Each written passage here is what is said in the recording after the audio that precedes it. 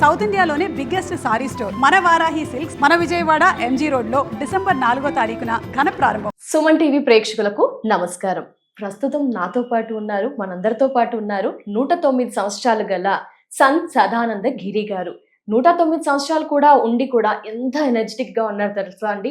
వారి మాటల్లో స్పష్టత, వారు చెప్పే విధానంలో చాలా కాన్ఫిడెన్స్, స్కిన్ అంతా కూడా గమనిస్తే చాలా హెల్దీగా, చాలా సంపూర్ణ ఆరోగ్యంతో, ఎంత యాక్టివ్ గా మనల్ని మించేలా ఉన్నారండి. అసలు ఆ గురువు గారి సీక్రెట్స్ ఏంటి, ఈ వివరాలన్నీ కూడా గురువు గారి మాటల్లో విందాం. గురువు గారు నమస్కారం. గురువు గారు, జయ గురుదేవ్. గురువు గారు, మిమ్మల్ని కలుసుకోవడం చాలా హ్యాపీగా ఉంది గురువు గారు. కూడా తల్లి ధన్యవాదాలు గురువు గారు.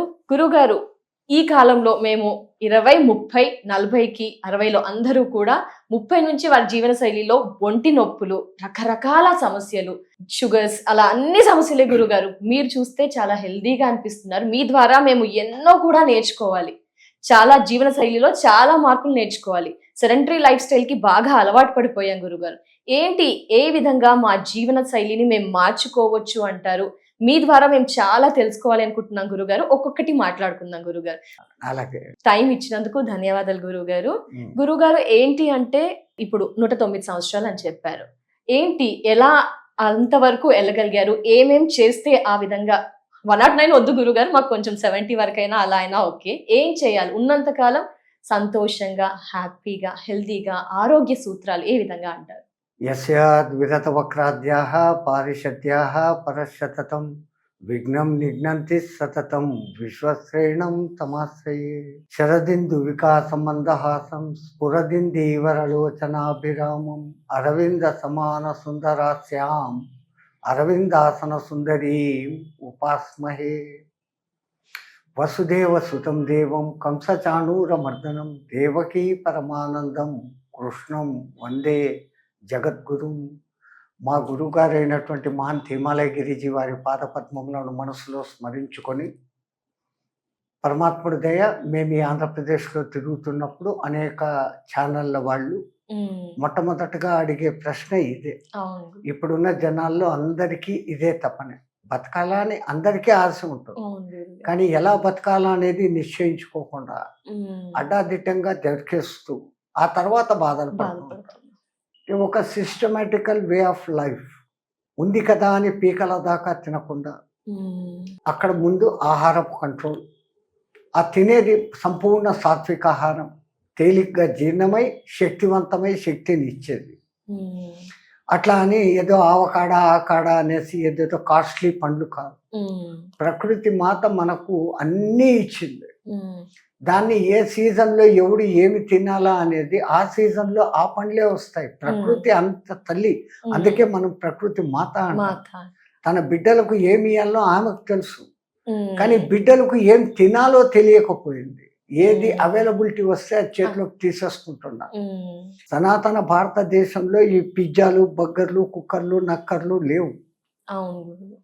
ఆహారాలు వండే విధానం కూడా బయలులో సూర్యకిరణాలు పడుతుండగా ఆ వంట పాత్రల్లోకి పడుతూ ఉండగా తినేవాడు.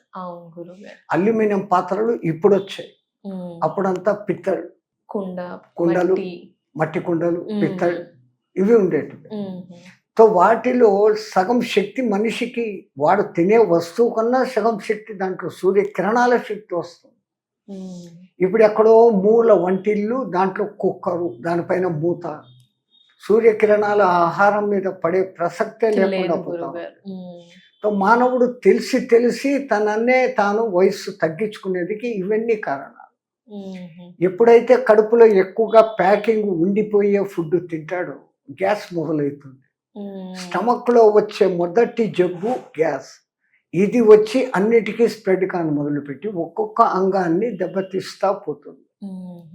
పొట్ట రోగాల పుట్ట అని మీ తెలుగులో అంటారు. ఆ పొట్టను పెట్టుకునే విధానంలో పెట్టుకుని దానికి మన వాళ్ళు పూర్వకాలం ఒక సిస్టమ్ పెట్టినారు. 15 రోజులకు ఒకసారి ఉపవాసం ఉండు అని మామూలుగా చెప్తే వినరు అని ఏకాదశి ఉపవాసం ఉండి ద్వాదశి ఉద్వాసన చేస్తే నీకు పుణ్యం వస్తుంది. వీడికి ఏదో ఒకటి ఆశ చూపిస్తే తప్ప చేయడు. అవును గురుగారు, పుణ్యం వస్తుంది అని చెప్తే కనీసం అట్లన్నా ఉంటాడేమో అని ఆచారం. సో ఈ మిషన్ కంటిన్యూస్గా పని చేయకుండా దానికి ఒక రెస్ట్ అంటూ ఇస్తే అది ఎనర్జెటికల్ అవుతుంది, ప్రాసెస్ కంటిన్యూ అవుతుంది.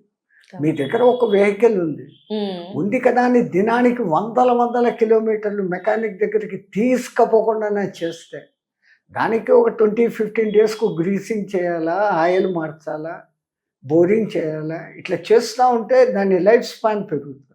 మన కళ్ళెదురుగా ఒక ఇంజన్ ఒక మిషన్కో లైఫ్ స్పాన్ పెంచగలిగితే why cannot for 2 hours self. మనకు కూడా లిమిటెడ్ ఆహారము. రెండవది ఈ మనస్సులో అనేకమైనటి అవసరం లేనిటివి నింపుకుంటున్నాం.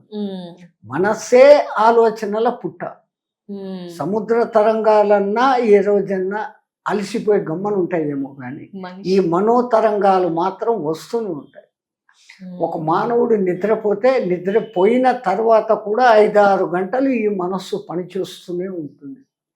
5-6 గంటలు అది పనిచేసి అలసిపోయినప్పుడే వీఆర్ గెటింగ్ సౌండ్ స్లీప్, గాఢ నిద్ర అంటున్నాం. పరమాత్మ అది చూపిస్తున్నాడు. నువ్వు నిజమైన ఆనంద స్వరూపుడివిరా అనేది గుర్తు చేసేదానికి ఆ సౌండ్ స్లీప్లో మనకు ఆనందం అంటే ఏందో చూపిస్తున్నాడు. బట్ అది ఆనందం అనుభవంలోకి రావడం లేదు. నిద్ర లేచాడంటే ఈ మానవుడు సుఖము సంతోషాల వెనక పరిగెత్తుకుంటాడు. ఆనందం అంటే ఏంటో వాడికి తెలియని స్థితి ఏర్పడిపోయింది. ఓ చిన్న బిడ్డ 6-7 నెలల బిడ్డ బోసి నవ్వుతో నవ్వినప్పుడు మనకు అక్కడ సుఖం అనిపిస్తుందా, సంతోషం అనిపిస్తుందా? సంతోషం, ఆనందం అనిపిస్తుంది. దాన్ని ఎక్స్ప్రెస్ చేయలేము. చిన్న పిల్లలది కల్మషం లేని నవ్వు. సడన్ గా ఒక మంచి పూల పార్కులో మన ఎదురుగానే ఒక మొగ్గ మెల్లగా పువ్వు అవుతున్నప్పుడు ఏమనిపిస్తుంది? ఒక మనసు ఇలా విరాజిల్లుతున్నట్టు అనిపిస్తుంది. ఆనంద స్థితి. మానవుడు నిత్యానంద స్థితిలో అలాగుంటాడు. నేను ఆనంద స్థితిని అని ఎప్పుడైతే వీడు రిమైండ్ చేసుకుంటూ మనసులో కల్మషాలు అనేది ఎంత తగ్గించుకుంటూ పోతాడో వాడి లైఫ్ స్పాన్ ఆటోమేటిక్గా. రెండవది ఈ ప్రాణాయామ ప్రక్రియ. మన వేదాల్లో ఇది ముందే ఆరోగ్యానికి మన పూర్వీకులు ఎంత జాగ్రత్త పరులు అంటే భవిష్యత్ తరాలు బాగుండేదానికి వాళ్ళు ఏం చేయాలా ఏం చేయకూడదు, ఈ ఏం చేయాలా ఏం చేయకూడదు అనేది వేదం. అందుకే సనాతన భారత ధర్మం వేదం మీద డిపెండ్ అయింది ఒకప్పుడు. ఇప్పుడు వేదం అనేది లేకుండా పోయింది. ఎవడి వేదం వాడిది అయిపోయింది. అవును గురుగారు. వేదంలో ఏం చెప్పబడుతుంది? నువ్వు ఏం చేయాలి ఏం చేయకూడదు, ఎలా ఉండాలి ఎలా ఉండకూడదు, ప్రతి ఒక్కటి దాంట్లో ఉంది. ఎలా ఉండకూడదో తెలిసినప్పుడు ఎలా ఉండాలో చెప్తే ఆటోమేటిక్గా తెలిసిపోతుంది. రెండింటినీ వివరించి చెప్తుంది అది. ఆ వేద పఠనం మనకి ఇప్పుడు తగ్గిపోయింది. కొంతమంది మధ్య యుగాలలో వేదం అందరూ చదవకూడదు అని చెప్పడంతో ఆ వేదం అంటే ఏదో పెద్ద రహస్యము, వేదం అంటే గొప్పది, అర్థం కాంది అనుకున్నాం. సంస్కృతంలో ఉన్న దాన్ని హిందీలోకి మరాఠీలోకి అందరూ మార్చారు. వాళ్ళు పాపం వాళ్ళ ప్రయత్నం వాళ్ళది. బట్ వీళ్ళకు చదివే ఓపిక లేదు. అట్లయింది. తర్వాత ఈ ఆహారము ఒకసారి తిన్న తర్వాత అది పూర్తి డైజెస్ట్ అయ్యి అంత దానికి టైం ఇచ్చి తింటే పర్వాలేదు. మీరు అంటారు తెలుగులో ఏకభుక్తి సదాయోగి, ద్విభుక్తి భోగి, త్రిభుక్తి రోగి అంటారు. త్రిభుక్తి అంటే ఇప్పటి కాలంలో వాళ్ళు మధ్యాహ్నం స్నాక్స్ అంటారు, పొద్దున టిఫిన్ అంటారు, మధ్యాహ్నం భోజనం అంటారు, రాత్రి అంటారు. మధ్యలో ఏ ఫ్రెండ్ కనపడినా హోటల్కి వెళ్ళిపోతారు, ఏదో ఒకటి తింటారు, చాయ్ సమోసా స్నాక్స్ అయిపోయింది. దానికి రెస్టే లేదు. ఇంకా ఒకప్పటి మీ ఆంధ్రలో కూడా మేము చూసాం పల్లె జీవనం. పొద్దున్నే వాడు ఏదో 8:30, 9 o'clock భోజనం చేస్తాడు, మళ్ళీ నైట్ 7 o'clock చేస్తాడు. అది బాగుంది. 8 to 7 o'clock వరకు తిన్నదంతా ఎనర్జెటిక్ గా మారుతుంది. 7 o'clock ఎర్లీగా తింటే వాడు పడుకునేకి 9కి 2 hours లో డైజెస్ట్ అవుతుంది. ఇప్పుడు 8:30, 9కి 10కి తింటారు, తిని బెడ్ మీదకి పోతారు. అవును గురుగారు. సైంటిఫికల్ రీజన్ ఉంది. తిన్న వెంటనే మీరు పడుకున్నారంటే అన్నము మీ అన్నాశయంలోనే ఉండిపోతుంది, జీర్ణాశయంలోకి పేగుల్లోకి ఎంటర్ కాదు. అక్కడ ఫార్మేషన్లు కాదు, అక్కడ ఉత్పత్తి కావాల్సిన ఎంజైమ్స్ ఉత్పత్తి కావు. జఠరసము, లాలాజలం ఇవన్నీ ఎక్కువ కావు. ఇవన్నీ కాకుండా కూడా వెంటనే తిని పడుకున్నాడంటే ఈ లిక్విడ్స్ అన్ని చేరక దానికి డైజెస్ట్ అయ్యేదానికి ఎక్కువ టైం తీసుకొని ఇంకా అన్ని అల్సర్లు, క్యాన్సర్లు, చెత్తలు, చెదరాలు అన్నీ వస్తాయి. గురుగారు కమింగ్ టు ఇప్పుడు ఫుడ్ విషయం మాట్లాడుకుంటున్నాం కదా గురుగారు, మీరు 109 సంవత్సరాలు చాలా హెల్దీగా ఉన్నారు. మీ లైఫ్ స్టైల్ ఏ విధంగా ఉంటుంది అంటే మీరు తినే ఆహార విధానం మాకు ఒకసారి మిమ్మల్ని ఇన్స్పిరేషన్ గా ఫాలో అవ్వాలి అనుకుంటున్నాం. ఏంటి గురుగారు, ఏం తీసుకుంటున్నారు మీరు? మాలాగా అంటే ఇప్పుడు పరమాత్ముడు ఇచ్చాడో అన్నీ తినచ్చు, అట్లానే కాదు. మా హిమాలయాలో మీరు 109 అంటేనే ఆశ్చర్యపోతున్నారు. 130, 140, 200 ఉన్నారు. వాళ్ళకి అసలు నాకన్నా ఈ డేట్ ఆఫ్ బర్త్ మా గురువు గారు చెప్పబట్టి తెలియబట్టి గుర్తుంది. వాళ్ళు ఎప్పుడు పుట్టారో కూడా తెలియదు, ఎంత కాలం అయిందో కూడా తెలియదు. Still living. అంటే మీ ఆహారపు అలవాట్లు ఏంటి, ఎలా తింటారు, ఏం తీసుకుంటారు, ఏ టైంలో? సాధారణంగా మా ఉత్తరాదిలో గోధుమలతోనే పాయసాలు, గోధుమలతోనే రొట్టెలు, పూరీలు, ఎంతసేపు గోధుమ హల్వాలు, ఎంతసేపు మెయిన్ ప్రధాన అంశం గోధుమలు తో రోటీ ఉంటుంది, దాల్ ఉంటుంది, 1-2 సబ్జీలు ఉంటుంది. ఆ తర్వాత మీరు సలాడ్ అని పిలుస్తారే, ఎందుకంటే పచ్చి కాయగూరలు తినటం, ఇవన్నీ ఎక్కువ. చపాతీలు 2 అంతే. ఈ కర్రీస్, సలాడ్ ఎక్కువ ఉంటుంది, దాల్ ఎక్కువ ఉంటుంది. అంటే వాళ్ళకి ఎంత లెక్క తెలుసు చూడండి. దాల్లో ఉన్నన్ని విటమిన్స్, పోషక పదార్థాలు ఎక్కువ.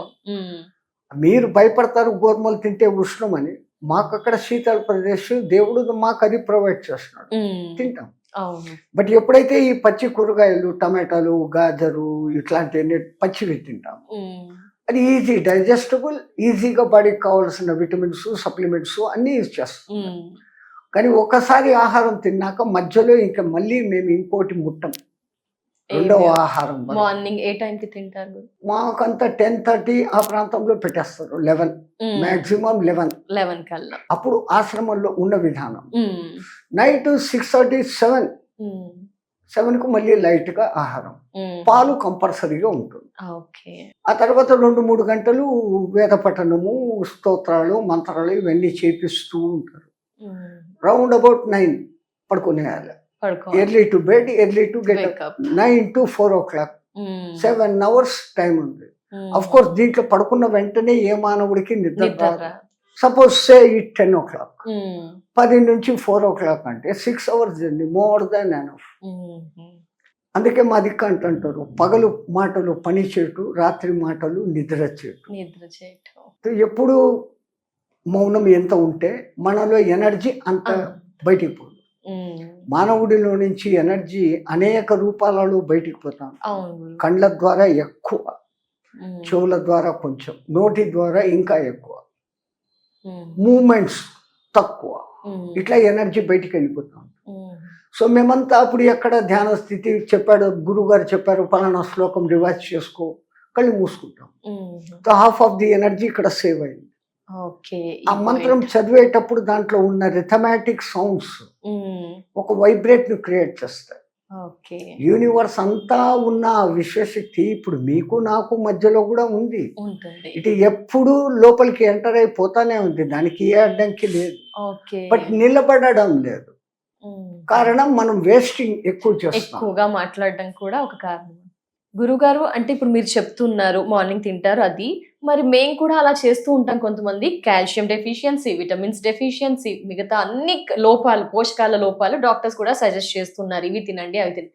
బట్ మీరు వాటన్నిటిని కూడా ఎలా అధిగమించగలిగారు? అంటే ఇంకా ఎక్స్ట్రాగా ఏమైనా దైవభక్తి కానీ, మెడిటేషన్ కానీ, యోగా, ఎక్సర్సైజ్, సూర్యకిరణాలకు ఇవేమి ఎక్స్ట్రాగా మేము యాడ్ చేసుకోవాలి అంటే? ఇక్కడ ఉన్న హైలీ పొల్యూటెడ్ ఏరియా ఎన్విరాన్మెంట్ అక్కడ లేదు. ఫస్ట్ థింగ్, ఇక్కడ పౌల్యూటెడ్. అవును గురుగారు. హిమాలయాస్ లో ఇంతో అంతో ప్యూర్ ఎయిర్ ఉంటుంది.